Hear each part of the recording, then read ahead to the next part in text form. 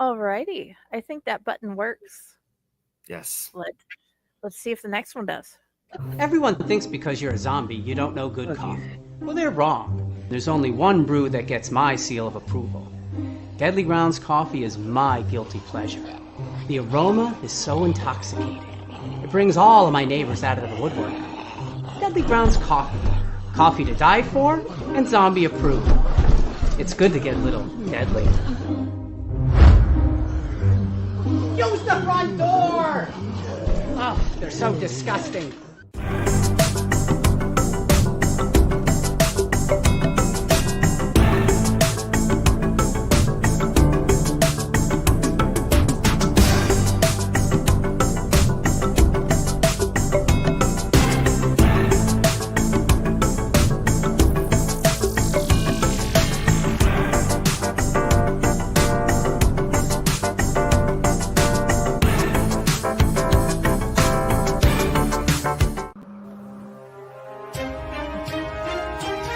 The Dorkening and all affiliated shows are not intended for anyone under the age of 18. The following may contain discussions or scenes that have adult situations, graphic violence, nudity, strong sexual content, and graphic language. This show is intended for mature audiences only. Viewer discretion is advised.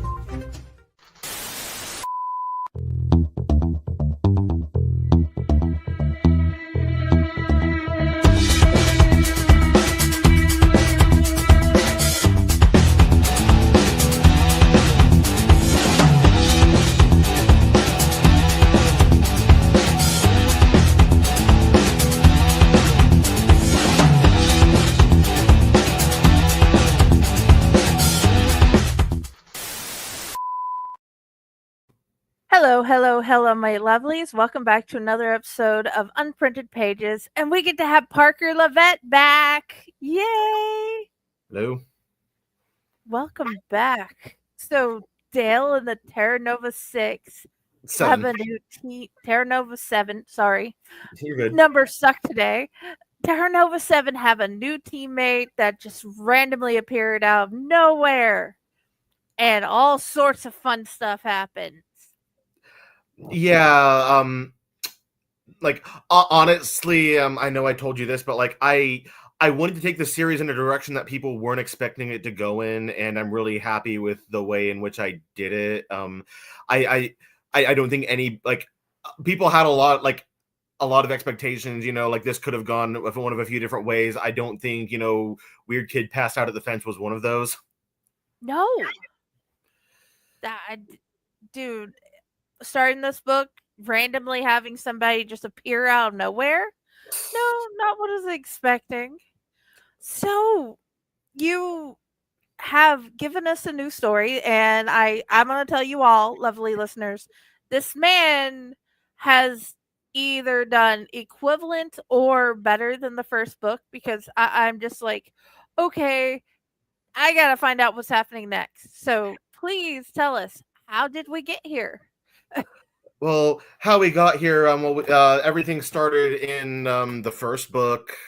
For those of you who've not read it, 16-year-old Dale Bergeron and his family moved to Indiana, and he meets a new friend group, and they discover they have psychic powers and join a secret sixth branch of the military, United States Paranormal Combat Force. Everyone just calls it USPCF though, but they're members of this ultra secret branch of the military, and these kids end up thrown into a secretive war against the Illuminati that's happening outside of the public eye.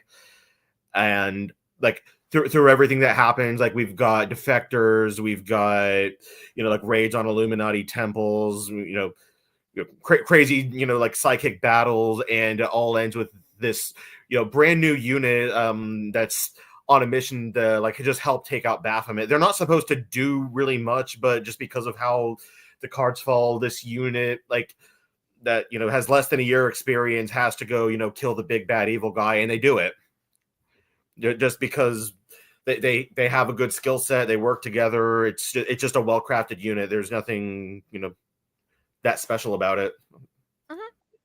and we get rid of my least favorite character by the end of the book. People have told me that Bernard is worse than Umbridge, and that made my heart so fuzzy to hear that. I managed to do worse than Dolores Umbridge in my writing. Yeah, I'm just like, she's up here, and I'm like, I was just so happy when I'm like, oh great, we don't ever have to deal with them again. And then you did a thing. I did a thing. You did a thing. No, like I got a lot of people like reading this expecting to be Baphomet to be a series villain. Like, I mean, it's basically their version of the devil. I mean, that should be the big bad evil guy that they have to take out at the end, and they're expecting 4 books that go towards ultimately killing this evil entity. No, Baphomet gets killed in volume 1. The real monster is just a human, and honestly, I think that's a lot scarier than a monster. You've made it plausible. You've made it. You hit home. The problem is you hit home. Like, places I've been, you're like, you're gonna go out here and you're gonna kill the big bad. I'm like, why are you going? Why are you coming here? That means they're home. Why are they home? Well, so yeah. Well, I'm glad you bring that up. Kind of the idea of the Lightning War at its heart is that like religion, when left unchecked to a certain degree, is a threat to national and global security. And I wanted to, I mean, if you're looking at the US as like your setting, like the Deep South is where you're most likely to have a cult that's able to get its talons in and really take over and run something like this. I mean, if you're familiar with like regional Gothic literature, like a lot of Southern Gothic does revolve around like evangelical, like Baptists that are like very religious, very conservative, creepy church in the Louisiana swamp. Oh yeah. And you take this one, and the one they go to, and I'm like, not only is this plausible, but after the dark history of all the different things that have happened in Georgia, I'm like, well, crap. So, okay. So you have them go and fight there, but let's go back a bit. Back it up. Have a new person added in this new book. Tell us about Rain, at least not spoilery. Not spoiler. There's a lot about Rain that is spoilery. But I got the idea just as an individual who, I do suffer from social anxiety disorder. I'm very open about it. And like, while I was in high school, like I was thinking like, what could I do to have a character that is, like not social, a little bit, hissing at the sunlight, bites the hand that feeds her, but isn't necessarily, dislikable. And like Rain was kind of the end result. I mean, she shows up, you don't know what's going on with her. She's kind of quiet, not really asking for much. Like she just wants to exist, but she's been taken onto this base just because like they quote unquote rescued her. I don't know how rescued she was if you look at how they're treating her, but no. Well, a lot of people do. I've been through a lot of the stuff that she's went through. The difference is I was bigger than them and I could fight. And she can fight too, as you read further. Like that kid can absolutely kick your ass. She's just not doing it because, I mean, you see how they're treating her. Like a human can just reach over, grab her by the hair, and like yank her out of her chair, and that's totally fine. But the second she fights back, then it's a problem. Dude, and it's like you didn't fight back fair. It's like you just told her to fight. Stand up for herself, and then you're mad about how? Dude, pull your head out of your butt. And I wanted to hit him. I wanted to hit him. Yeah, I again with Bernard, currently in his little like astral timeout from the first book. I didn't have him, but I'm like, okay, people are picking this book up because they want to see punchable characters. So where can I? So like. People like Sergeant Sweet, Briar, Madison, Rodney St. John, by the way, probably the worst character in the franchise. Like he's not even bad. He's not scary. He's not evil. Like this kid is just like a walking ulcer. And one of the ones I've taken more pride in killing. I'm going to be honest, at least on the Euspissive side. But there's like this base is full of awful people, and they see this, like tiny, young woman passed out outside the fence, and instead of bringing her in and helping her warm up and stuff, they're just going to treat her like she's the enemy. Dude, yeah, and they treat her like the enemy. And okay, I do give you this. It makes sense that they don't know if she's good or bad. It does not make. It's just treating her bad just because you've predestined she is this, is in your own brain, isn't the best thing. So I get both sides. Yeah, you were supposed to understand, and kind of that's what war does. Like, it makes you unsure. You don't know who to trust. Hi, Forrest. Hi, Forrest. Yes. War. You look at these sides. Like, everyone's kind of morally gray. You don't know who to trust. Like, in the end, you can kind of sympathize. Why they might be a little sketched out by this kid, but I mean, the way they treat her goes way too far, and it's not resolving anything. It's just being an ass. No. And that's the sad part. Dude, okay. So we go forward and she learns, and yes, I do agree, but unfortunately there's a lot of things we can't get around in this life. No. And she trains with them, and everybody finds out, including her, that she does have some great strengths. And you give her a new kinesis that we haven't seen before. Yes. I will let the audience know this. And I thought it was so fitting that it's like the weather's been nasty out, and like actually yesterday I was driving to my grandma's, and we have a military base in town. The big C-17 landed in a rainstorm right over me. I had a huge smile on my face seeing that.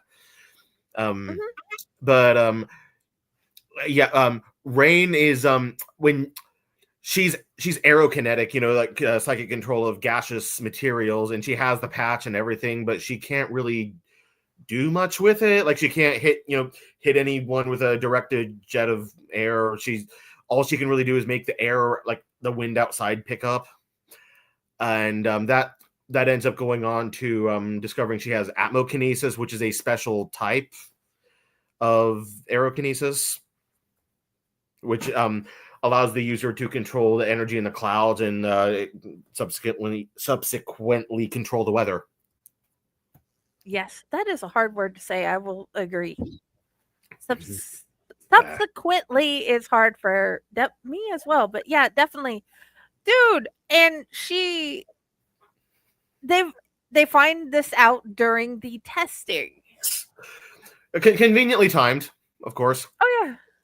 And they're like, and then she destroys the place. There's papers everywhere. The anemometer gets hit with electricity. I love that. She brings on one heck of a gale, and it's like she doesn't get it up as high as they want, but they're all just blown away because now they know what she has, and it's like, you know what, you pass anyway.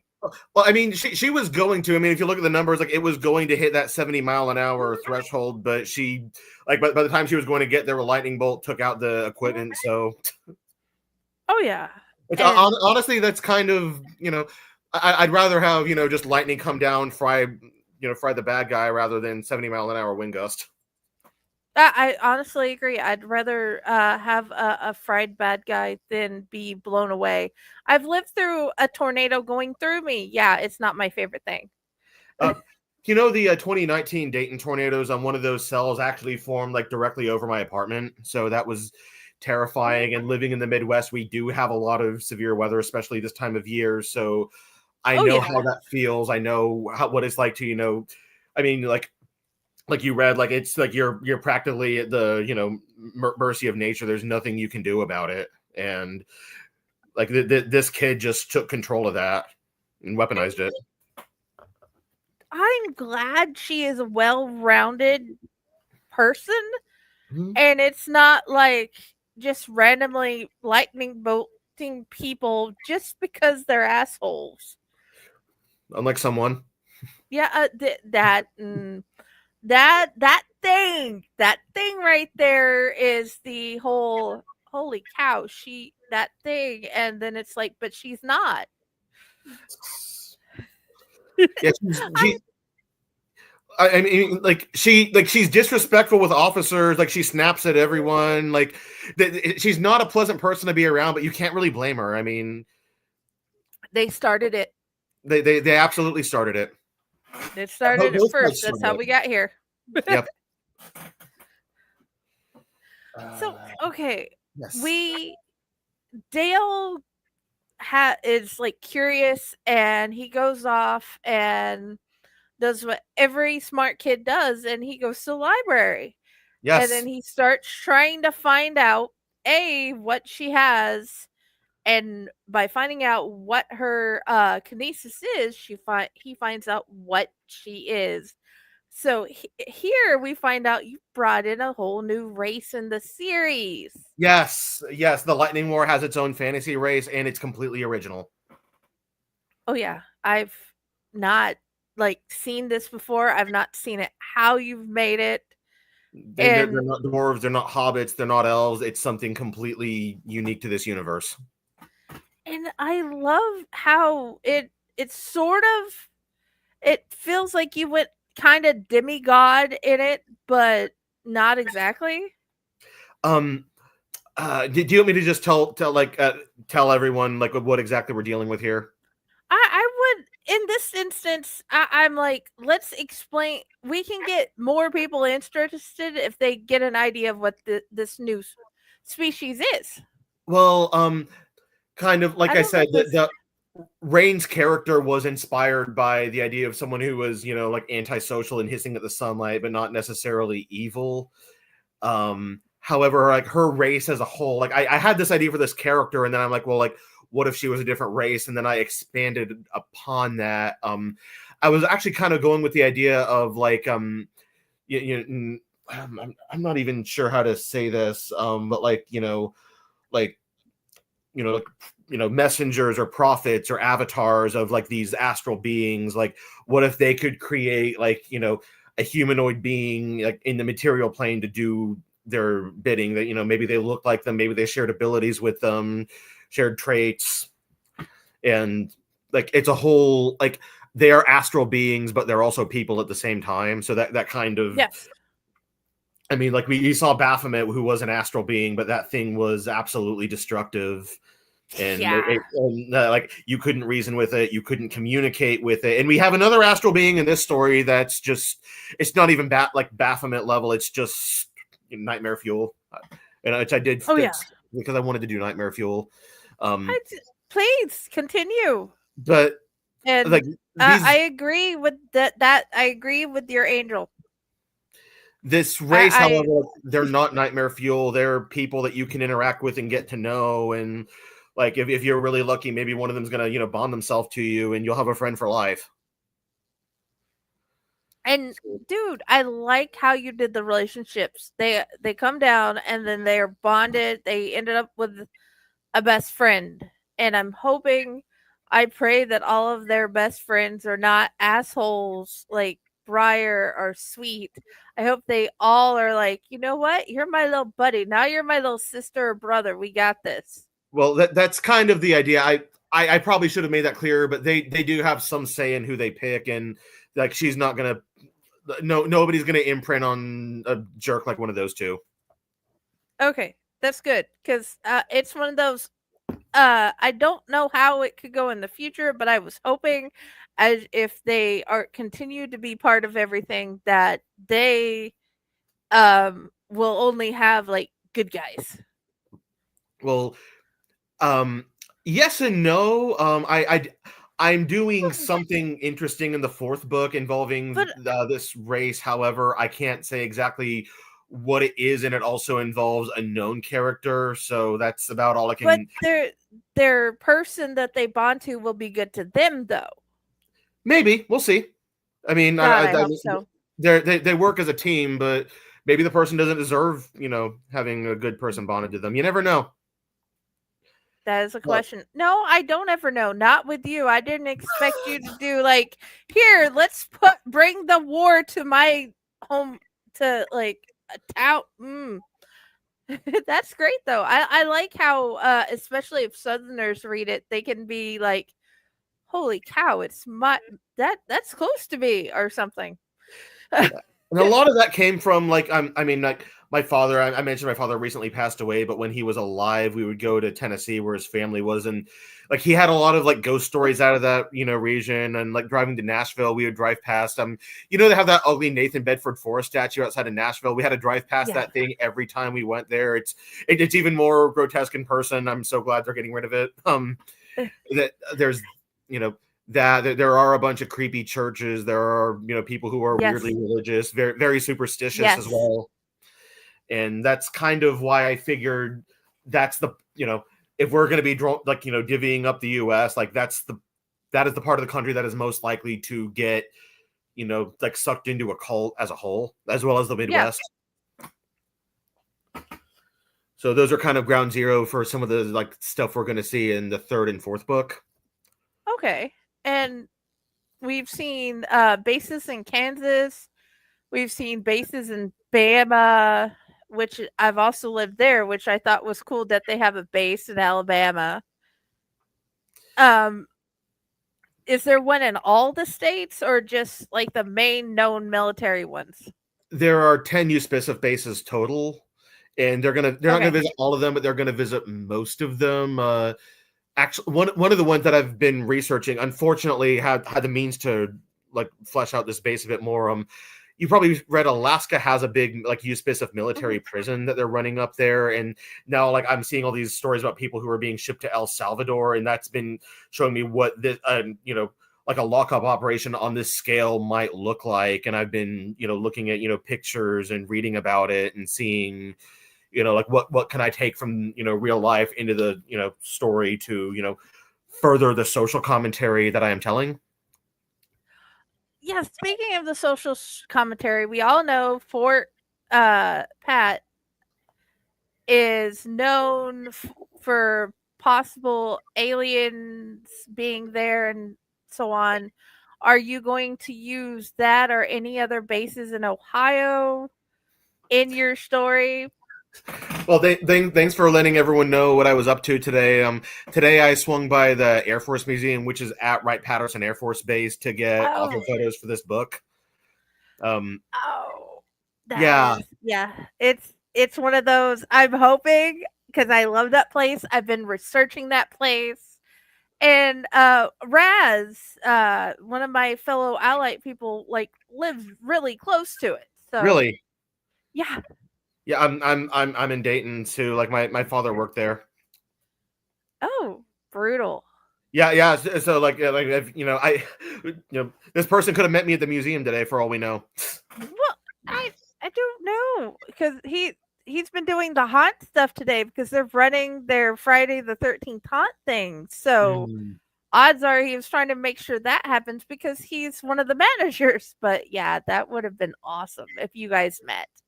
That would have been Wright Pat does have a lot of folklore. It's not the same folklore that is prevalent in the Lightning War series, but it is the same, like ultra clandestine, we're up to something we maybe shouldn't be messing with, don't talk about it. Okay.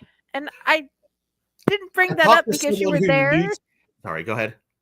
I said I didn't bring it up because you were there. I brought it up because it is like one of my favorite things. Yes, I did talk to someone in college who claimed to have delivered a pizza to Hangar 18, but I've never met anyone who's actually like told me they've been there themselves. Although I'm not sure I haven't. I've just not met someone who has been there and would tell me. Understandable. Okay, I interrupted what you were saying, and I'm sorry, but I wanted to make sure you knew it was just one of those. Yes, it would fit. Yeah, and we're talking about different USPCF bases. There are 10 around the country, and they all focus on like a different operation. They have a different specialty. They're all doing something different. Like Carolina, it's in the woods. They're all about wooded guerrilla combat. And then you go to Alabama and see their training exercises don't have any woods or anything. These people are just out in an open field, and it's old school formation, fife and drum. Mm-hmm.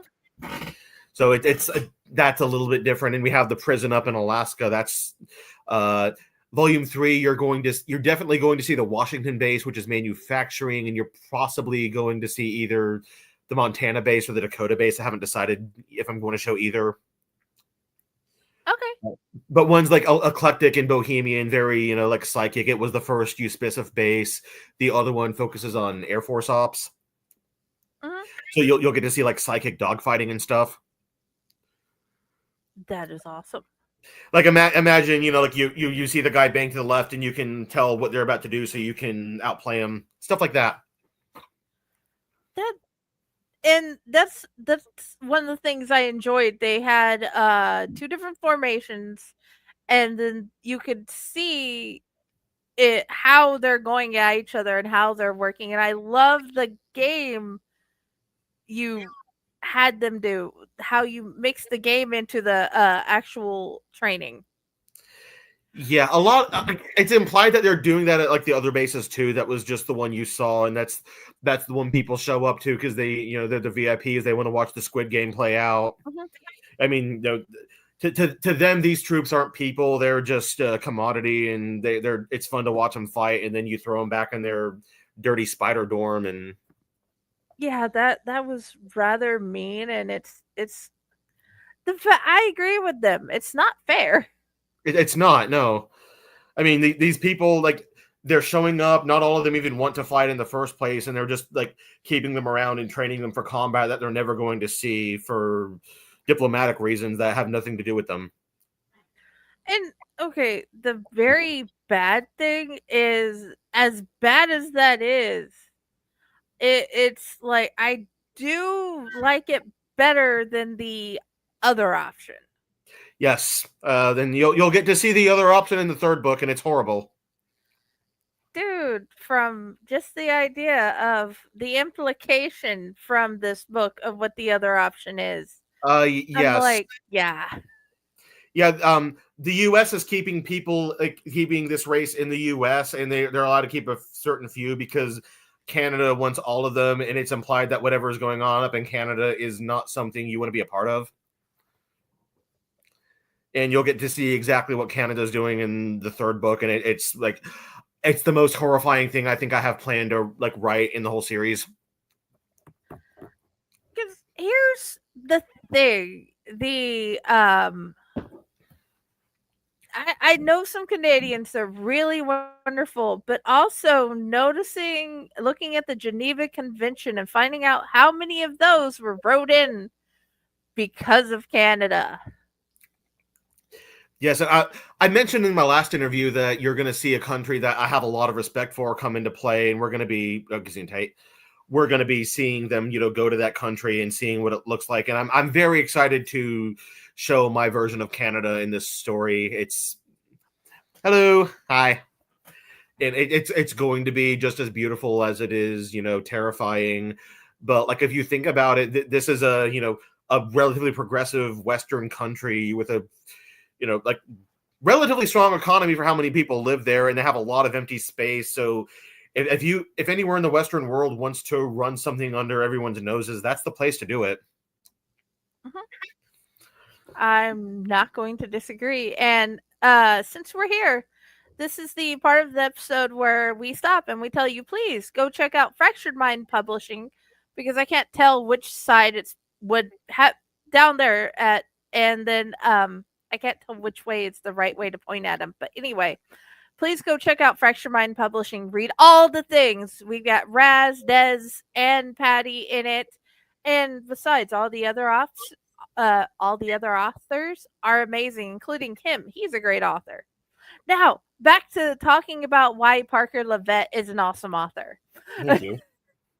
I did kind of want to get into like the kind of third, like, let's I don't even know if you divide this up into 2 or 3 acts, the story, but like definitely the latter half involving like Canada's attack on this base.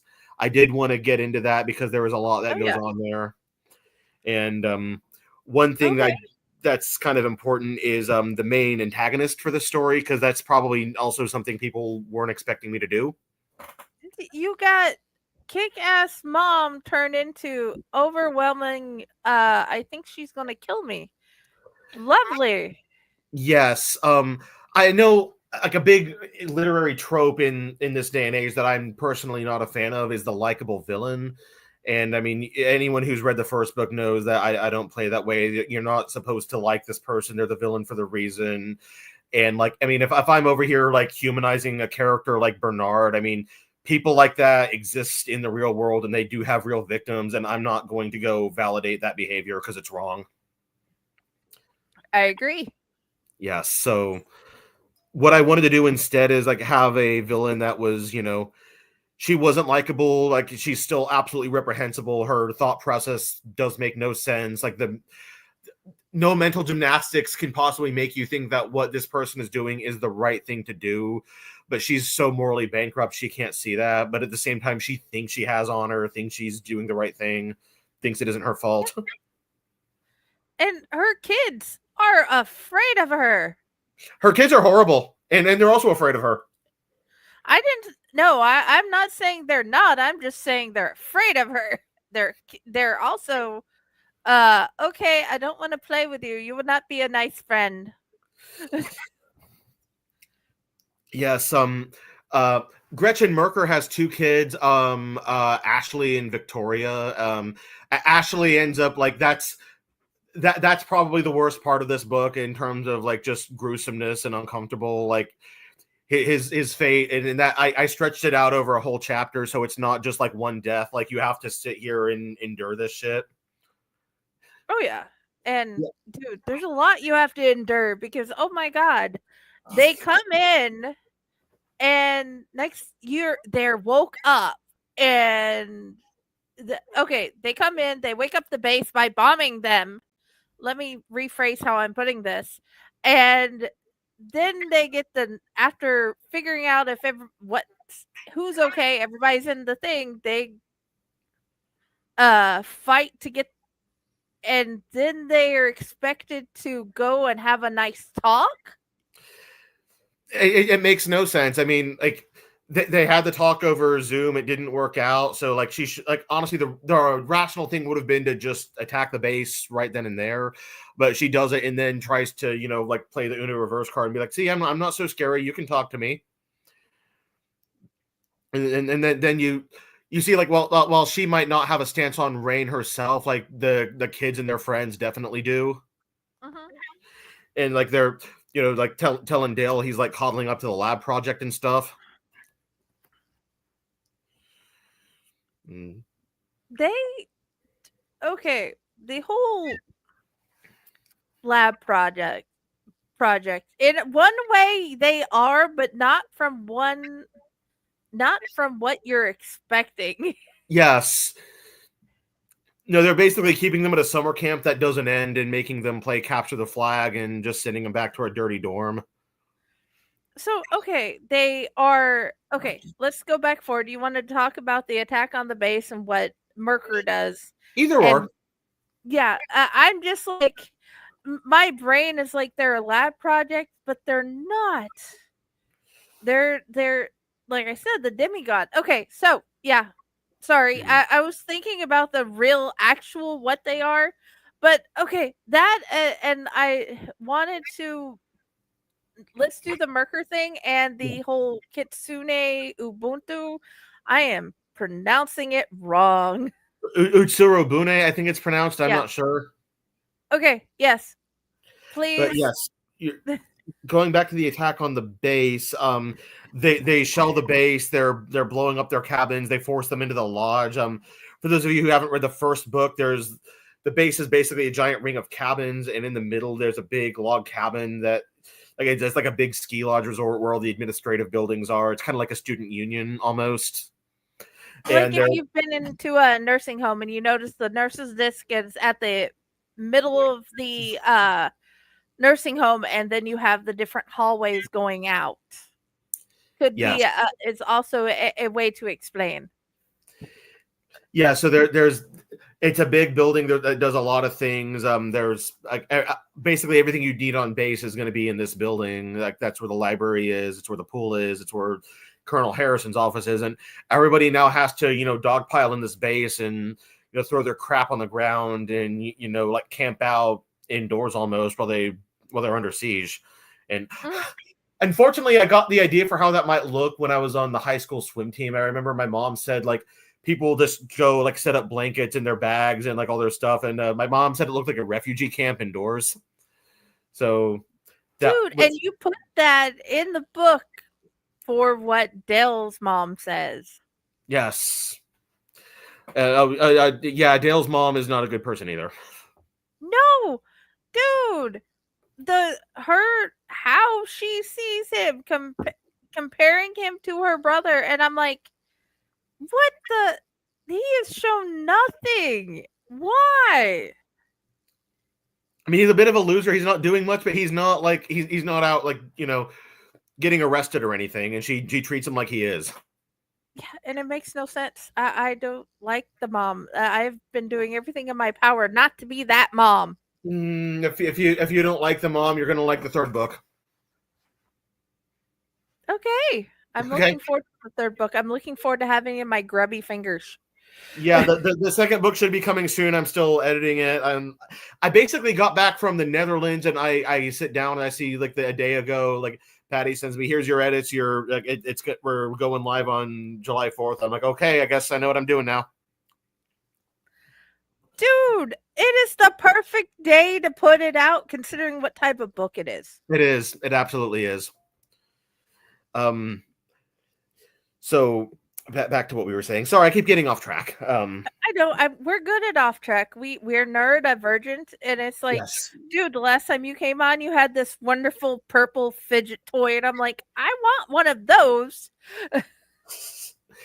Yes.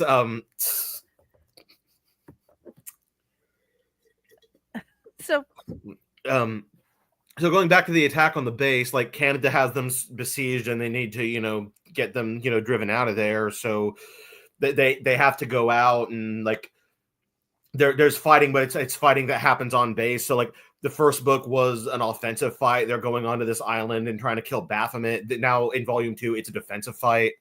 Like they're the ones being raided. They're the ones being besieged, and they have to fight defensively. And you see that the officer that is orchestrating the other side of the fighting like is very morally gray, and you can't really tell what she's going to do or how she's going to justify it. And I think that's what makes it bit more scary than like Surrender or Die. Oh yeah, because she's doing normal military techniques in a wartime. She's cutting off supplies. She has them holed up in one place, and she has them surrounded. And she has these wonderful set of things to help keep them back. And I'm like, dude, half tracks? I haven't even thought about half tracks for like ever. Because the last things I was looking up was ships. Yeah, the reason the half tracks work to like transport the flash freeze is because like their base is muddy. There are no paved roads, so they're going to need to move around somehow. But it also needs to be maneuverable enough to get the flash freeze to where it needs to be. And that also brings into this weapon.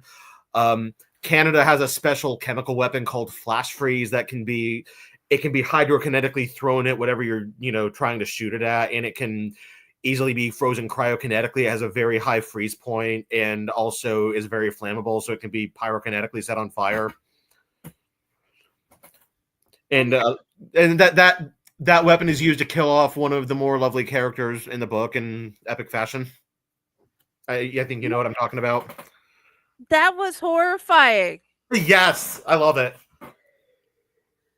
I'm like sitting here and I'm looking at it, and then I reread it to make sure what I thought I read, and I'm like, dude, wow.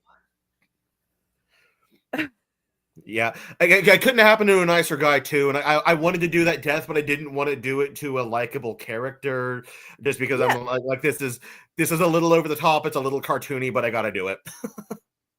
Yes, it was over the top, but it was beautiful.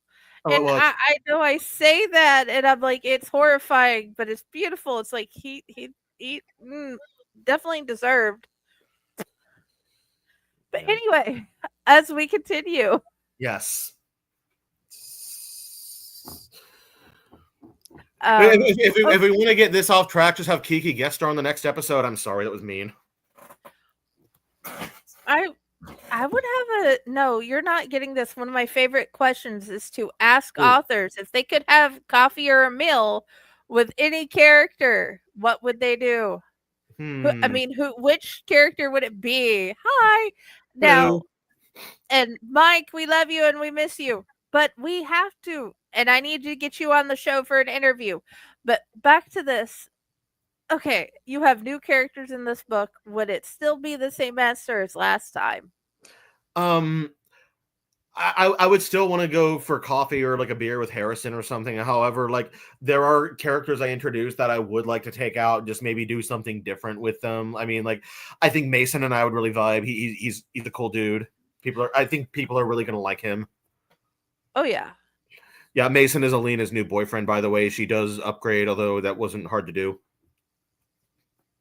Yeah, dude, it's very easy to upgrade from that. It's just But yeah, okay. What we what how about after how he dies? What forward? After who dies? Oh yeah, well, yes. After the Rodney death, yes. Yes. Like they end up they have to go take back a bridge, which is a pretty standard military, assignment. Those bridges are a bottleneck. If you don't have that bridge, you can't get anything in. Like everything has to kind of bottleneck to that because you can't just build a bridge around every, crossing of the creek. And they have to go do that. And you actually see some of Merker's guys shoot one of Euspicif's medics, which if you know anything about like Geneva Convention war rules, that is a big no-no. So Yep. you're not allowed to kill their medics. And also one named character that people did get to know in the first book does die a pretty awful death. And I made sure to do it by means of fluorokinesis because I know people weren't expecting that ability to be used for anything too gruesome. And yeah, I think you know exactly what I'm talking about, and it was horrifying.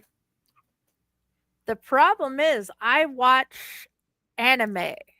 And I don't know if you what you've watched anime wise. What they can do with Flora is okay. So previous boyfriend was trash. Yes, no, dude, you got to read this book. He not only was trash, he was evil. The ways they can hurt people with plants is like wow. Yeah, like pine cones. That specific death was inspired by the punji traps used in Vietnam. If you've read about that, like so, some of the stuff they did there with plants was absolutely horrifying, and it makes like when you add in like a magical like plant control element, you can do a lot with that. Oh yeah, dude, I'm just glad you brought it in. There's so many kinesises that I'm like, I didn't even know that kinesis was. Yes, Poison Ivy from Batman. I didn't even know some of these existed. I found a list of like different like forms of telekinesis online, and I looked at it. Like some like I picked my favorite ones and the ones that I felt like represented the diverse magic system and worked. But some of the other ones in there were completely insane. Like one of them was lactokinesis, and it's like psychic control of milk. Okay, it's a thing. Yes. Well, there's a thing called blood bending, so why not? Oh yeah. I guess in theory it is possible for a hydrokinetic to kill someone with milk. I should give Dale like one of his little milk carton and just let him have that at next book. Dude, it's like the whole ability to have the metal or the hydro being able to mess with the blood. Yeah, I didn't want to do bloodbending just because Avatar did that so well. I'm like, okay, that's going to be their thing. However, I did have a fantasy race only ability called Saga Kinesis and an earlier like draft of it that was basically the same thing. Yeah, seeds can cause explosion. Yeah, yes, no, absolutely. That's where I got the idea for the pine cone bombs. Yes, I was trying to remember Kurama and I couldn't remember it for the life of me. Oh no, out of wine. That does suck. But I came bearing lots of tea. Yeah, don't worry, I got more Kool-Aid out there. That works. Just make sure you didn't add anything to it. I wouldn't. I'm not in the Illuminati, not yet. But yeah, like after that, like another ability that I do think got a lot of light shined on it was quantokinesis in this book. With Colonel Merker being quantokinetic, like you know about that ability, but it really wasn't shown much in the first book. Now you actually see some of the horrifying ways like psychic control of chemical compounds can hurt someone. Yes, the way she shows us to begin with, and you're just like, okay, I don't know whether to call you mommy or to run in fear and hope I don't mess with you ever again.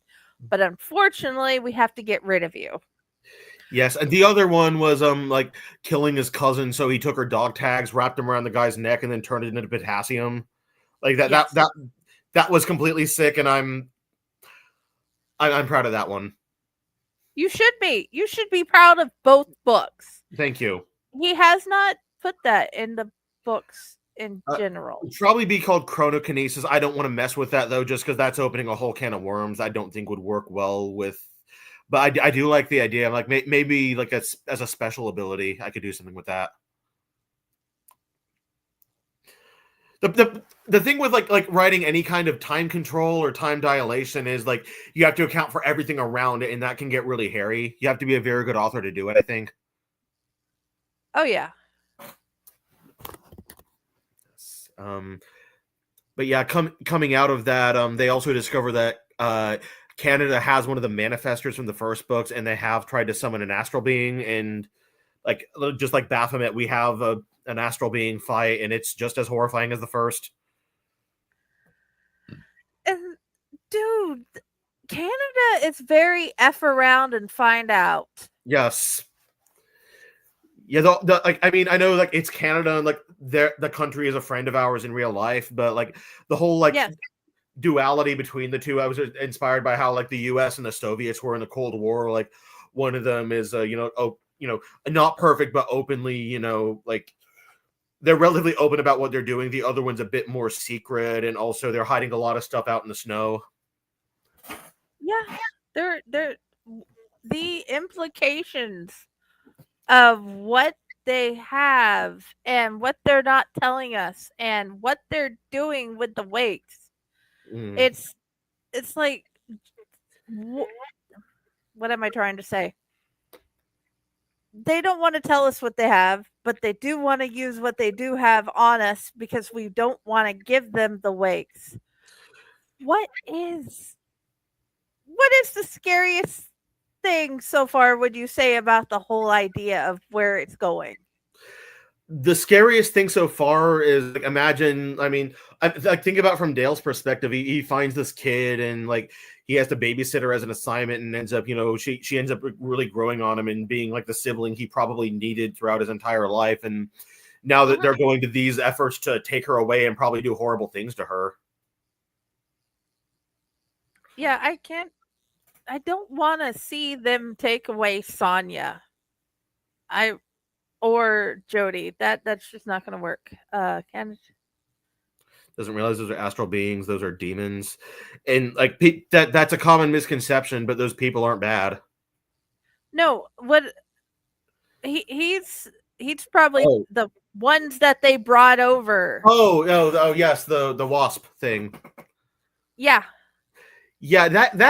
That being came from a very personal place. Like anyone who knows me knows, like I do not do wasps of any kind. I don't do them. I don't do their scary paper nests. I hate them. If I'm being perfectly honest. I hate them too. Yeah, no, I had a wasp. It was an early stage hornet's nest, I believe, that was built like out behind my, like the eave of my apartment, like inches from my door last year, and I was not having it.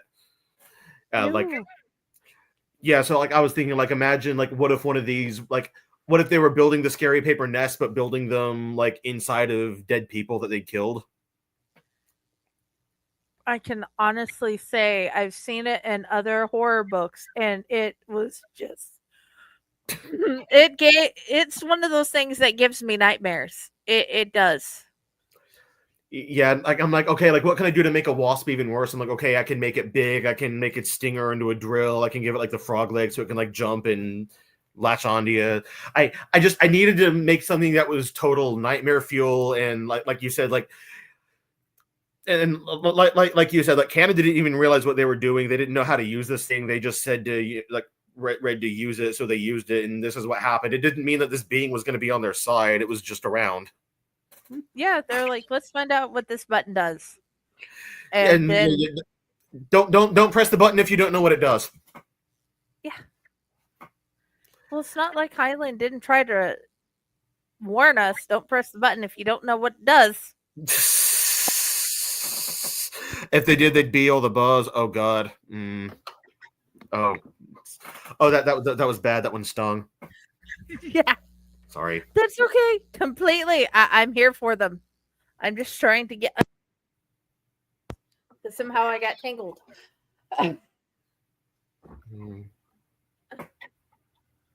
Okay. What?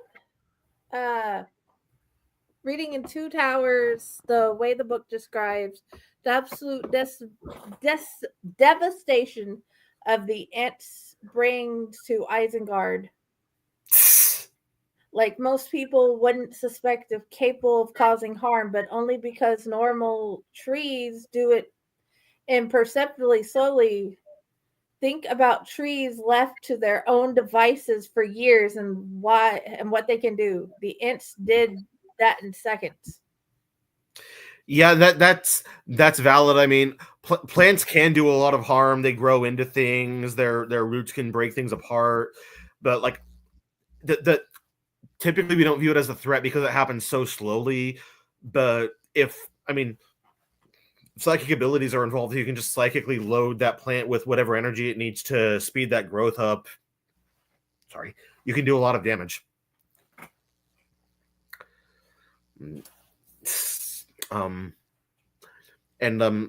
Also coming out of that, you see, like I did also want to mention the fact that Canada did violate a agreed upon ceasefire between the two. Yes. I think that deserves to be talked about because, like Harrison and Merker agreed to, put their toys away for a night, and because they're both quote unquote rational adults and they should be able to play nicely. And like you see some of that, but then you see like Merker send some of her guys in after Rain to take her out, and they both agreed that they weren't going to do that. So like, why is someone who seems rational going to break the rules and play this way? And then she admits I didn't want any more loss of life. I mean, like that's morally complex. Does that make it right to go back on that? I mean, because she had a point. Like if they kept fighting over it, more people were going to die. Yeah, but also her not getting the idea, if we don't take a stand now, how are we going to end this? Yes. So like she was honestly written to be kind of a foil to Dale in that like both of them are very strategic, and both of them like are like not above taking a low blow if it gets them what they want. The problem is that like one of them has a bit more honor than the other one, and the other one is also willing to both are willing to follow orders that they don't agree with. I think it kind of lays in how far they're willing to go with that. Because she very obviously knew that what she was doing was wrong, I think. Yeah, but Dell would speak up if it was overly... He's going to say something if he thinks it's like, this is not good, man. If someone read the first book, they might not agree with that statement. I think reading the second book, they would. Yeah. Yeah, like this whole thing is kind of his journey into not being a, passive, little pansy. And like if you read the first book, he did what he was told and shut up, and like he took what he was told, didn't question it. Like, but now he has someone who he cares about deeply that is like public enemy number one. He has to stand up for her. Like you see growth throughout the book of your characters. Yes. That is one of the best things. You make sure they grow. Dude, some of this is horrific, and it's one of those. How are they going to get past this mentally? I was gonna say, like, and you see, like, some of the growth does include, like hiccups and slip ups, and like you see the way Blake and Rain get along at first. Like they're like I'm writing this. I'm like, okay, I'm this is an intimidating task, just making them get past this. Mm-hmm. Because like if in real life they might not have ever been cool again after how he treated her, and people like Blake, so that I knew that's probably going to be hard to read for a lot of people. He's a very popular character. He's very likable character. He's very popular, but also he was afraid. With what happened, it's like, holy cow, what the hell? Why? And he doesn't know what she is or where she's from or if she's the enemy. So of course. And also, like, I did like the little dialogue she had with Alina afterwards about how she also had to get out of that. She also had to learn to not be afraid and take things in and learn and draw conclusions for herself after being raised in the church. Oh yeah, dude. It's hard to get past that. Mm-hmm. If your church is more culty than churchy, it is hard. Yes, and like Alina's like upbringing in the church does like remain a theme in the third book, and you will see some more done with that. Yeah. And coming out of that, like you see they do eventually agree to do the prison swap, and that was a criticism I got out of that was that people like in the first book people wanted to see what Euspiciff was up to that maybe wasn't so good, and like it's no secret they were up to bad stuff, but people wanted to see exactly what they might have been up to. So I do think that showed a little bit of the dark side and how like like it is morally gray, and they were definitely in the wrong doing some of what they did. Mm-hmm. Because I mean, like Canada returned their prisoner unscathed, and the U.S. did not. Is bottom line. Yeah. Like you wouldn't expect the bad guy to do that. No, but also you have shown that they are, when they have a preconceived notion, they are going to not be the nicest people. Mm-mm. Because of what they did with Rain. Mm-mm. Yeah, no, they had every right to have that preconceived notion. Like I would have expected her to get returned, like chopped up in a million pieces as well if I was Dale. Considering what we know, what they're doing with these people. Oh yeah, dude. Okay, Yes. Can we touch on Yes. Utsubune? The word I can't say, but the Princess Utsubune, I Wake. believe it's pronounced. Let's touch on Princess Wake. Princess Wake, yes. Easier to say. So you I know you said in DMs that was one of your favorite stories, and you knew about that before you even read the book. Oh yeah, I've looked up that. I've seen it on various YouTube. No, Canada are not the nice guys in this book. I hate to break it to you. No. No, and like keep in mind, this is the nation that burned our White House. So like I do think if we have any Canadian readers in the house, like they are going to enjoy getting to be the villain in the story. I know they haven't gotten that before. So hopefully they get to pick that up and enjoy that. Yes, Princess Wake. So like for those of you who don't know, the story goes that this odd watercraft washed up on the shores of Japan. It had crystal windows. It was bowl-shaped. And there was a short woman inside with unusual features, and she didn't speak their language, so they cast her back out to sea. And I honestly had the idea for the Rain character in the Wake race long before I even read this story. But then, like, when I saw that, and I'm like, oh, this is perfect. Like, it reminds me of exactly what I created. So I decided to tie it together and, kind of use that as a real world, expansion of the lore. I like that. let's take a break here, do the commercial, and then continue because I need to get that done if that's okay. Yeah, totally. Sorry. All right, I'll be right back. Okay, you have 3 minutes. 3 minutes.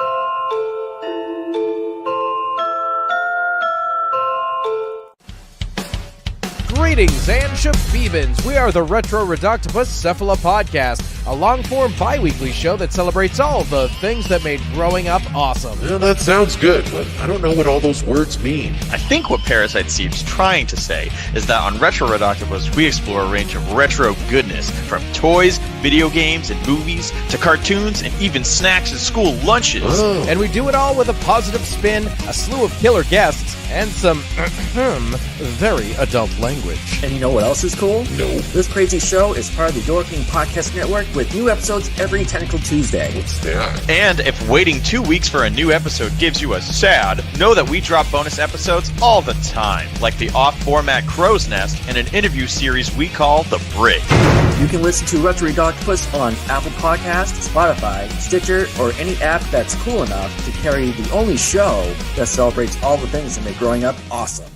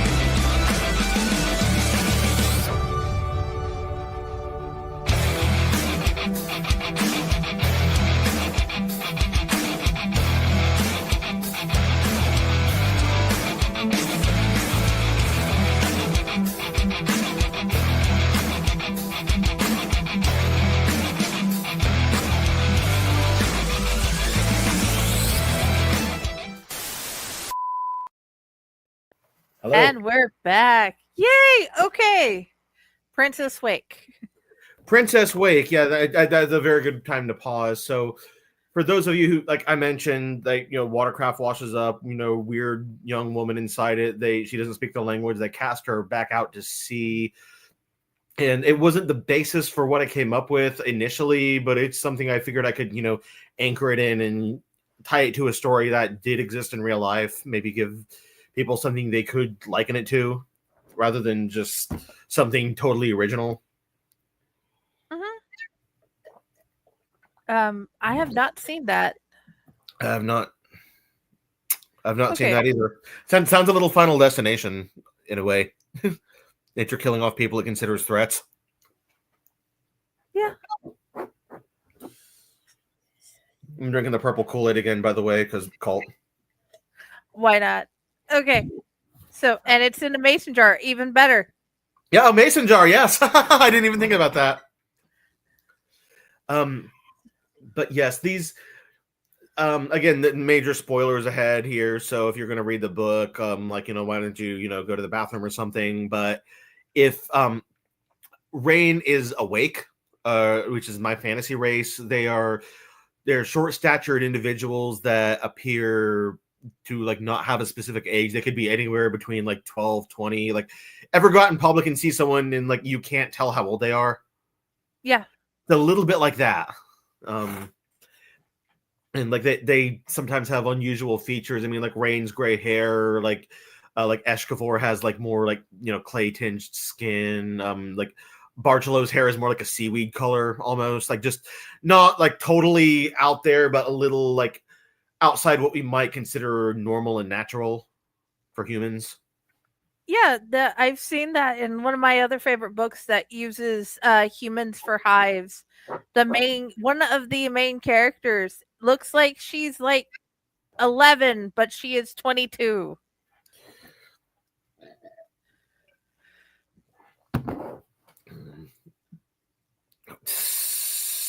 Oh my.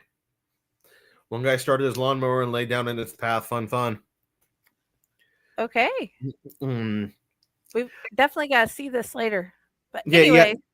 I have something similar, but with a snowblower in a later book. You'll get to see that. The thing is with these people is that like in human psychics, their chakras are vestigial. Like their psychic abilities come from a network of like solenoids that run down their spine. They're neurological, and a lot of the synaptic connections are severed. It's not a part of the body we really use anymore. However, for some people, they still can get some use out of it. With Awake, they're completely intact. Like none of the synaptic connections are broken. They work completely, and they have very strong psychic abilities that humans can't necessarily attain. Such as Rain's atmokinesis. And I noticed that their physical, what they look like, physical appearance differs from each one we see. Mm-hmm. And a lot of that comes from the fact that I wanted them to have like, I ever see those like cosplay arts, like they'll take like a non-human character and like dress up as it in like human clothes. Like think like I was inspired by that a little bit almost, but with like astral beings. I mean, like you see like Bargelo's creator was like a wraith thing that was covered in seaweed. He has seaweed colored hair. That I like how it's all connected to the creator. Mm-hmm. And the thing that you do with each of them, how each one has a calling, but they don't have to follow the calling. They don't, and again, astral like morals are so different from ours that they might have been asked to do something completely stupid because the creator thought it was important. Like the coffee. It's a callback to the first book, even. Exactly. I mean, you don't have to follow it. You can just do you can do your own thing. I mean, it might like the temptation might be harder for some than others, but like there was a girl, like she was put here for the sole purpose of using her hydrokinesis to spill an officer's coffee. And it's like, do the creators, characters even understand humans at all? They don't. Yeah. Except for one of them that I'm not saying. He has a very big understanding, and it's like, wow. But that calls back to the thing that I'm not telling any of you. You have to go find out the thing. Yeah, I know what you're talking about. Sounds like some divine forces playing a long game. Okay, yeah, that is true, but like imagine some shitty, like that divine force is just a shitty teenager cussing at his video game, honestly, but is secretly controlling the world. Pardon my French. It's an 18 and older show. The cussing is not what got me. It's the sentence itself. I'm like, it tracks. It fits so well. It tracks. And that some people have asked, are we part of God's save file that he forgot about? Yeah, I know. Like, imagine if like your god had like a ton of issues and needed a ton of therapy. That's basically the Lightning War universe, and was a danger to society. It fits. I did I mention I love your brain? Oh, thank you. I've been told it's fun inside my head. It probably drives you absolutely insane. It does. No, I hate having to wake up and go to work when I want to write, you know? But Okay. yeah. Hold on. Okay, my friend is in. Sorry, he wanted to make sure he had the link. Oh, okay, cool. I don't know what his name is, if he said anything. He hasn't said anything. I'll let you know if he does. Hi, Drew. By the way, you can comment. Hi, we don't bite. Drew, comment, ask a question. Now's the time to ask the nice questions. See if anything got said on TikTok. I don't think it did because I posted it way too late. But I did also take questions about the series on TikTok. I am in the process of moving. Nope. I have not posted everywhere, but I do plan on going back and making TikToks of all 3 interviews later. Yes. But yeah, sorry. I know we keep getting off topic. Dude, it's the Owl Light Network. They expect us to get off topic and then wander back at some point. Okay.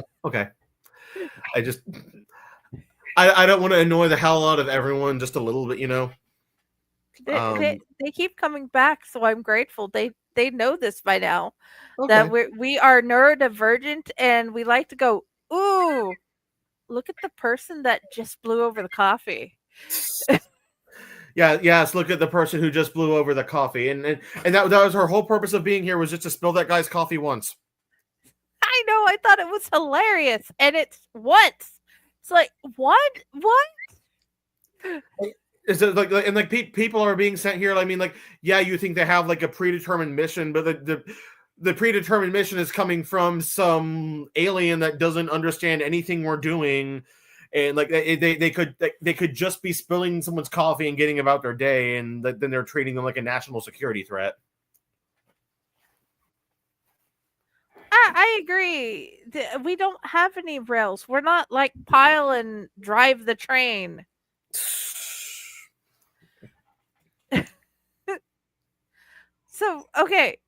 So we have wakes that entire purposes are predetermined by some godlike being and then none of them make sense. And you said in the future there might be some that are bad guys, and there might be some wakes that are bad guys. There might have been some that were, not following good astral beings and might have done something horrible. Okay. I mean, you met Major Cassano, right? Came from the Washington base and said like they did not treat wakes well there. You'll see why they didn't in the future. Okay. Like I said, I want book 3. Yeah, no. I am a patient person. I will patiently wait, but I want it. It's in the works. I wrote some of it in the Netherlands. Fun fact. Ooh, always a good thing to do. Yeah, no, writing in the Netherlands is great.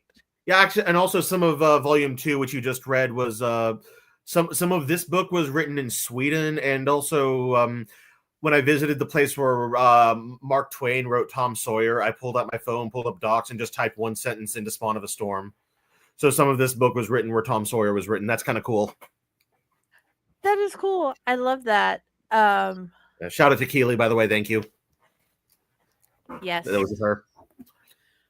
Dude, yes, earlier she did say, I don't know if you saw the part where she said she's proud of you. I saw in the past. I'm like, I texted her back on commercial. Okay, good. Like I said, your angel loves you. She does. Okay, we've covered a lot of things. What is the one thing you want your readers to take out of this book? The one thing I want my readers to take out of this book is to understand that the world we live in isn't black and white. It is morally gray. And like, yes, be guarded. Yes, look out for yourself. Yes, watch your back. But also don't take that to the point where you're going to, take someone like Rain and treat her the way she was treated. And because I mean, that kid went through so much to save people who didn't deserve it. Yes. And like think about like what that person might do and what they might do for you if the roles were reversed, if it ever came to it. Yeah. And that to have some of these people, you have bullied them and bullied them and bullied them, and then you end up in a situation where you're going to get hurt, and then they turn around and they help you, and then you still go back to being a jerk. Yeah, I didn't want to go the whole Rudolph the Red-Nosed Reindeer route with this. Like, I didn't want her to, wake up and be like, "Oh, it's okay. I forgive all of you. I love all of y'all now. You're my family." Like, no, like she's not gonna like she might walk away from that, but it was an act of self-preservation, not trying to defend any of those people because she had no reason to. I like it. And she finds out about the new boyfriend, and she's like, "Are you still going to hold him accountable for what he did to me?" Are you talking about Ezra? Yeah. Ezra's a they them, just a heads up. They them. Okay. Them. Okay. Yeah. And I needed to make that the least awful of the four, because if it was someone like Briar or Madison, Kiki would not have gone along with them, would not have connected. It needed to be someone that was kind of along for the ride, like thrown in a situation maybe that they didn't agree with.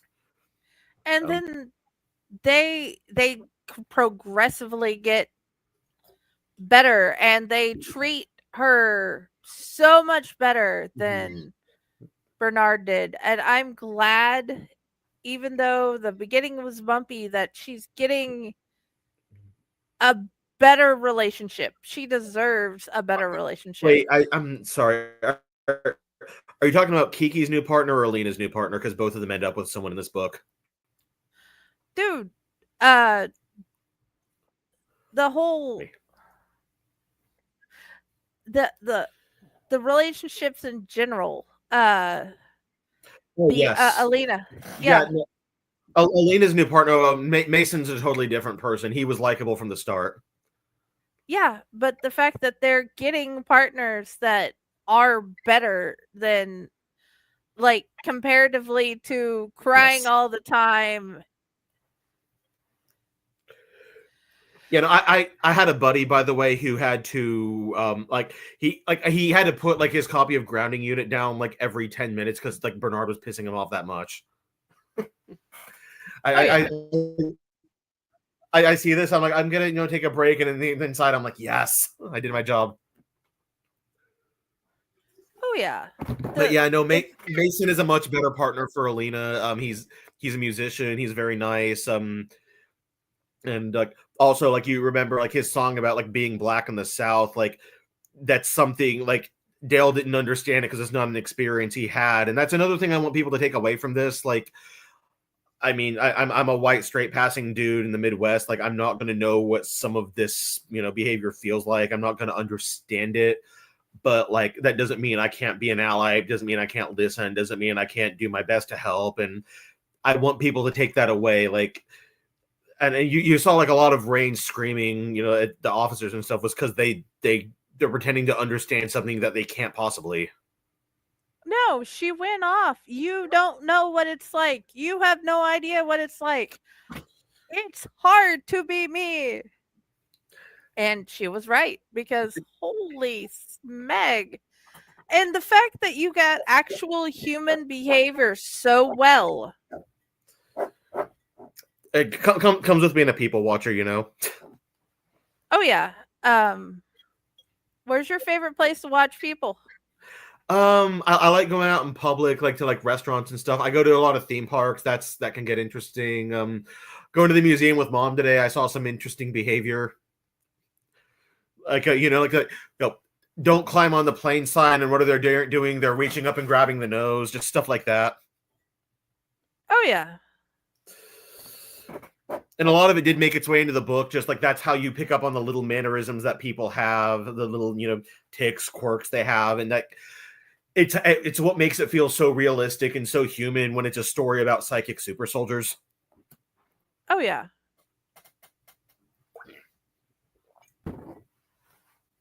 Dude. Mm-hmm. Of all the ones that you have added, which new character do you want to hang out with most? Probably Mason. Like I feel like he'd be interesting to talk to. He has some life experiences that I don't, and also like I've typically vibed very well with musicians in the past, so and I'm like trying to think anyone else. This might be kind of an odd answer, and like hear me out. Like I might also say Colonel Merker as another one, just because I want to sit down and pick her brain, because that's a very complex character. Oh yeah, dude. The difference between the whole mindfulness, kombucha, the yoga, the Pilates, the whatever, and then she just and writing her like eventual like decline into insanity as like like stuff happened to her kids was one of the more fun parts of this book. Taking the nice yoga mom that could be reasoned with and just having her go nuts. oh yeah, and then okay, the one mission that they go on, the whole almond mom thing of be careful, you might get blood on your brethren. So glad you brought that up. That was an Easter egg for like some like just stupidity and theme park groups that I do to mess with people. But good night, Mike. Sleep well. We love you. But like I was thinking, I have talked to people who went to like church camp and stuff, and they've they'll. I mean, we saw it a little bit in the first book too. Remember, they had to do the like pro Baphomet version of the Hokey Pokey. Yeah, and this was kind of a step up from that. It's like holy cow, and then you have a pageant. Wow. Yeah, they do a play that basically like recaps the events of Volume 1, which it served two purposes. Like number one, Rain gets to see what happened more or less firsthand, and like it brings her up to speed on what happened in the first book. But also it shows just how insane these people are, having them dress up as like Baphomet and Bernard and super soldiers and pretending to kill each other on stage, and then like Let Us Pray. And it's dude, this book, you took the story and then you continued it, but you stayed true. It wasn't just a crappy sequel that was made to be a sequel. It was a continuance that took you to a new level. And it is definitely a great book. Yeah, all of them are going to have like a different feel. Somewhat. This was a little bit more darker, a little bit more mysterious than the first one, and like that's going to be a Spawn of a Storm thing. The next one's going to be a bit more shoot 'em up, bit more angry, bit more violence. Counter-Strike is the working title for that one. Lots of King's Revenge. I mean, they're hitting Canada back for what they did to them in this book, so it makes sense. Excuse the yawning. It has nothing to do with this because I'm not bored. I'm just tired. It's been a very long day. No, you're good. You're good. But yeah, okay. I'm trying to figure out what else. Something else I wanted to kind of touch on, and it doesn't really add much to the plot, but it shows some, and like some of it was honestly just kind of funny. Dale also discovers he has a new ability, as you saw. Yes. And he can, like, if he's sleeping near someone, he can possibly enter their dream psychically. Commando Cat, yes. I don't even know where Commando Cat came from. I just came up with the stupidest thing I could, and like I'm gonna be honest, that is something Blake would have dreamt about regardless. So, dude, I don't want that ability. I don't either. No. Like again, Keely, if you're watching this, like I'm sorry, I love you, but like I did get a call the other morning from my partner saying like, "Are we okay? I had a dream you broke up with me for being Italian." So, okay. People dream some amazingly weird crap. I dream amazingly weird crap. Then okay, two things. Yes. This people sometimes women dream about the guy cheating and then wake up mad at him. B, is your shirt the color I think it is? This shirt is this is the like gray Euspice camo. I'm glad Yeah, you asked that's that. what The I other was one thinking. I'm like, wait a minute, is that the camo from the book? Yes, it is. This is the camo from the book, and I'm wearing the Okay. Japanese mythology shirt under it with the cat on it. That is Oh. awesome. I love the cat. Yeah, I brought you. you up so everybody could see. Yes. Yeah, but no, like this is the same camo from the book. Okay, that is So awesome. this is what Euspice of super soldiers would wear into battle. I mean, they do a lot of their fighting at night, so it would make sense. Oh yeah, and they blend in very well. And dude, this whole I don't want to go fight in a swamp. No, that's not fun. No, like I remember the World War I unit in school. Like they talked about how they'd have to like fight in like 12 inches of water all the time because those trenches would just accumulate so much water and they'd get like trench foot and stuff. And I'm like, this is horrible. I'm so doing it. Oh yeah, it's painful. Yeah. Something else I know Dale like picked up from his power. He managed to enter one of Alina's dreams. Mm-hmm. And I have had people like ask me, like what is going on with Dale and Alina? Like, does she like him? I would gather from that, yes. But it felt like that was the most uncomfortable, grossest thing he ever did. Dale's ace is hell, so it's probably going to be. Because the idea of kissing from that scene forward, everybody gets the idea. Holy cow, it really does gross him out. So yeah, he's going to probably stay that on that particular path of straight platonic with her, and I'm hoping she can deal with it and find somebody good for her. Yeah, because you see this relationship also did not have a happy ending. I'm hoping she gets her happily ever after at some point in the books.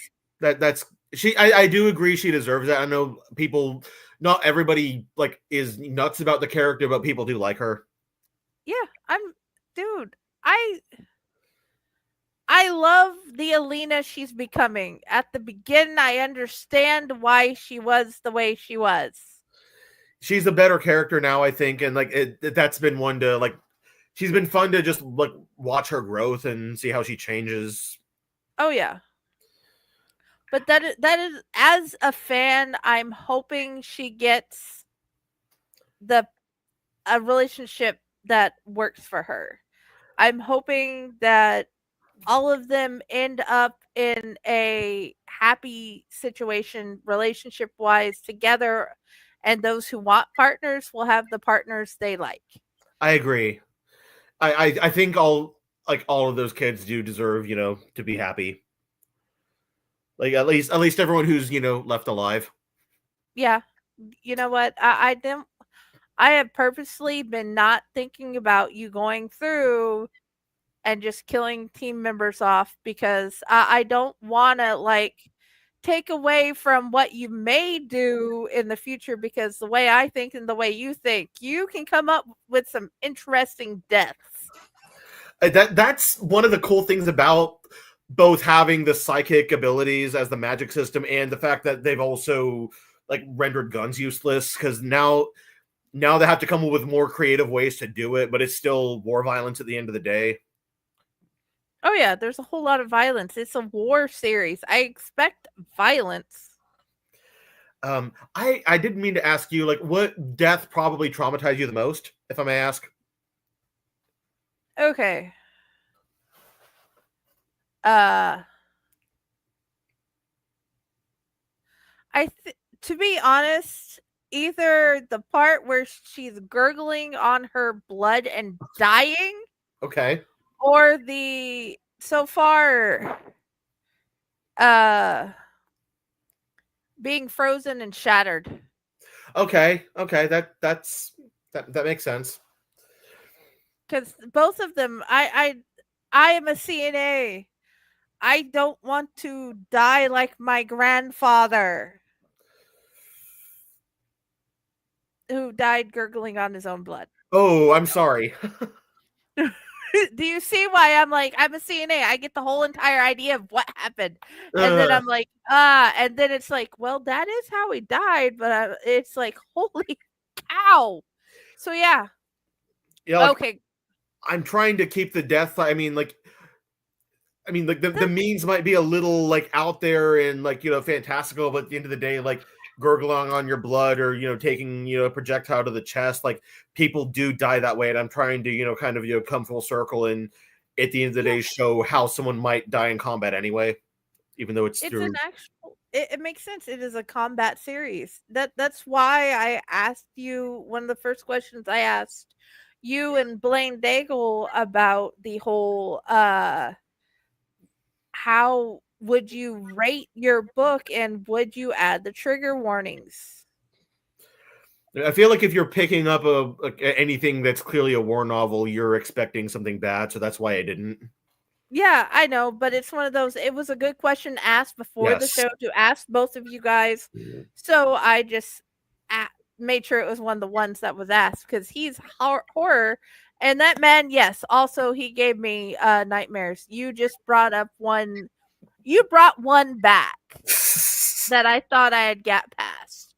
No, I just re-had it. So yeah. So I hope that counts. No, it does. I had to look up so much like gory stuff for this book. Like, you have no idea how many pictures of like lightning burns I've looked at, and they're horrifying if you've ever seen one. I mean, you're a CNA, I'm sure you have. Electrical wounds, like people don't talk about how gruesome that gets. Oh yeah, there's this one guy got hit by lightning like 9 times. Ooh. In his entire life, 9 times, and he still lived. That's horrible. Yeah, it's insane. So yeah, it can get pretty brutal. But also this other book by 4-book series by Charlaine Harris, she gave the antagonist, she got hit by lightning and she developed a new power. Okay. I mean, kind of like what happened to Kiki almost. Dude, yeah, because her power, she was able to sense the dead, be able to find the dead, and find out how they died. Oh wow, that's cool. That was. I'm not sure what type of kinesis that would be considered, but definitely that would be perceptive. And so if you're working in mortuary affairs, that would be like that'd be a godsend to have almost. Oh yeah.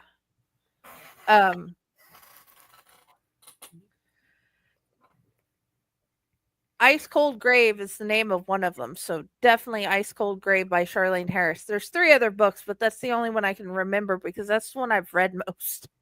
But yeah, dude, what was there anything else you wanted to hit on? From this book, honestly, not necessarily. I think we've pretty much covered everything that happened. The ending. Yes. I mean, like, remember they're having Christmas. It's, nice and fun, and then the TV comes on, and the next thing you know, there's blood everywhere. Yeah, I didn't know if you wanted to like tell the ending, but yeah, that's dude. After what happened on Thanksgiving. It only gets worse. Quickly. Like this book does not have a happily ever after, and I'm okay spoiling it because I feel like it's more of a lead into the 3rd book than like a conclusion of the 2nd. Okay, dude, Christmas, new nightmare. They thought they were good, and you give them more nightmares. Yeah, I actually remember something haunting. I was recently in the Netherlands, right? Yes. And we went to the Anne Frank house, and we remember they were talking about Kristallnacht, which happened in Nazi Germany, and they it means night of broken glass, and they said that one of the reasons they picked that term was actually to minimize what happened and talk about how it's just a bunch of broken glass when in reality like people were killed. Yes. So I wanted to kind of like show how like the extent of those hate crimes can really go, and not just the, like, narrative that history has fed us, and actually, like, so, like, when you attack a church, you attack it while it's full, and you attack it while there are innocent people inside. And even if that means, like, sweet old lady in a Christmas sweater gets her brains blown out on the air. Okay, Charlene Harris, the author of that book I was just telling you about, yeah, she agrees. She did that in one of her books. Okay. Yeah, it needs to be, like, you need to not mince words, because, like, that's how, like, if you chalk a hate crime up to a property crime, you're not going to get your message across. This is actually showing, like, we hate anyone who does not follow our religion, even if they don't know our religion. Yeah, she did. You both did very well. You and her showing what racism is, how bad it can get, and how far it can go. I wouldn't even call it racism. Like, it obviously is about racism, and it is a form of it, but just because I've never experienced racism, I couldn't really, like, portray it accurately. So a lot of it looks more like the xenophobia that myself and my family have faced, just as first generation Americans. It fits xenophobia. It does in a form. They are a different race, a different type of human that came from somewhere different. Yeah, so therefore they're getting, just because they didn't do what the one person, the one did, they all get the flack. But in hers, I think a lot of hers was, this is what we should not be. And there's a lot in this book where I'm like, we don't need to be these type of humans. We don't. We should have, like, the whole time I was writing this, I was just, like, sad. I'm like, I expect so much better from some of these characters. Yeah. Blake in particular. Like, I was disappointed in him writing what I wrote. But he's going to get better as he gets forward. He's not going to let it stand anymore. He's a likable character, but, like, nobody's perfect. No, at least moving forward, I would expect him to not let a lot of what happened continue to stand. Mm-hmm. Yeah, I know he clearly understands why it's wrong, and I do look forward to showing him, like, take that and moving forward from it, but not just, like, brushing it under the rug, but, like, actually showing him grow. I want to see that. I definitely want to see the rest of the series. Yeah. One thing I can tell the readers about the third book as well is it's the first half of it is actually a road trip series. They're going from the Carolina base up to the Washington base to hit Vancouver back, like, as retaliation for what happened in the second book. So they have to drive across war-torn America, like, in, towns that are occupied by the Illuminati, and see how they're living, and, who they can free, who they can help. Dude. Yes. This is going to be interesting. And it's not anything from the previous two books. And that's one of the best things. It's not like some remakes or the second movie where it's like felt like it was the same as the first with just new characters. It's a continuation of the story. It's a different chapter. Different things are happening. People are at different points in their character development. This is going to be fun. I can't wait. One fight I'm very excited for in that one. I used to work at Walmart on the night shift, and, like, while I was writing this book, I was just, like, looking around Walmart, thinking, like, okay, like, there's propane in that tank, a pyrokinetic can use that, or there's veggies out in the produce area, a fluorokinetic can use that. Like, everything in Walmart, like, these people can weaponize into something very deadly and very horrifying. So yeah, I'm very excited to write that and just let everyone play with their toys and go completely ballistic with everything in the store. The milk can definitely come in that. Milk, yes. Oh my god. I can't spoil this. I do have a fluorokinetic that tear gases a bunch of Freemasons with onions, and they open the cooler door, and, like, all of them have, like, blood running down their face and stuff. this is going to be fun. I can't wait. No, it was fun. I enjoyed it. Dude, okay. I enjoy writing deaths, like regardless, but especially when it's a Freemason. I love killing those people. I swear. Yes, the way you kill them, but also the way you kill the general way that happens is amazing. I mean, like, no, people pick up these books and like every death that you see, like, I don't think anybody had it on their bingo card, you know? No, none of these were on my bingo card. I wasn't expecting one of my favorite stories to end up as lore. I didn't even know you liked this story, so that's really cool. Oh, I don't, dude. There's so many other things like that. I'm interested to see if you're gonna get from the random things I watch on YouTube. What you can bring in. One thing I was talking to my partner about this last night. Bohemian Grove features very heavily in the fourth book. So if you've read any of the lore going on there, like you'll see exactly what's going on in this universe and like what they're up to there.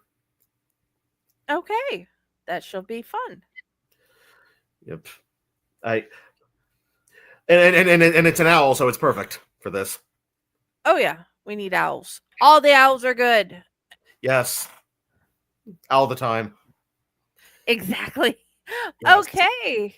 So guys, I do have links above and below. Where do you want to be found though? Where do you want people to come see you, talk to you, ask questions? I have a Facebook channel that hasn't gotten much traction. I also have a TikTok that's gotten a bit more. There's a lot of cool stuff on the TikTok. I'll post like excerpts to like pictures and music there. There's also a really cool video of me talking about this live stream that was in front of the Memphis Bell. Like the not a reproduction, the real Memphis Bell is behind me in this video. It's really cool. So if you have any questions, ask there. I'm always down to talk about this series. And obviously, just go to the books to read. We drop on July 4th, so it's the perfect time to pick up a war story. Oh yeah, and definitely go back and read book 1. Definitely. No, there's this one. I don't have an author copy of the second one because I'm actually still editing it, but it will be out soon. You know, we have cover art out that is available, but this is the first one, and you can go pick it up. And I know, like you said, it is a big book, but it reads very quickly. So, dude, it's the book is kind of thick, but once you get started, as long as you can deal with how much you want to kill Bernard, it's one of those that it's before you know it, you're like 300 pages in, and you're like, why? What do you mean it's time to go to bed? I have a video of my buddy reading the grounding unit. He's in my. I'm making dinner. He's in my living room, reading this book, and I got his reaction to Bernard's spoiler. I got his reaction to Bernard's death on camera. He was so happy. Oh yeah, it's one of those where you're just like. But either way, But I did a thing, so didn't mean anything. The thing. How you did the thing, I would have not with the name. I'm like, there's no way. But yeah. Anyway, yes. Come find out what the thing is. Why the thing is. You have to find out what we find out at the end of chapter 17. Okay, we end of chapter 17. You must come and find out why chapter 17, the end of chapter 17 had me like, are you serious? What the? You must come read the book. Okay. Yes, I memorized where it was and at the end of what chapter. I didn't realize it was going to have that kind of impact. Wow. Okay. Dude, it's like I didn't know he could do that. I didn't know he could be that. Do you understand? Yes. But yeah. Either way, if you haven't figured it out yet, you will by then, but you must read. Come find me at the Owlite Network at Fake Horror Publishing, Friday with Library in the Blue Box, or you could actually come to my author page and read my stuff. Yes. I like to write poetry and ghost stories. I'll have to check that out too. I love ghost stories. Yes. But if you can say for just a couple of minutes after the ending, I do have a suggestion that Shoot. I don't know if you know you can do. But Yeah. afterwards, let's end the show and then come back and then I'll let you know.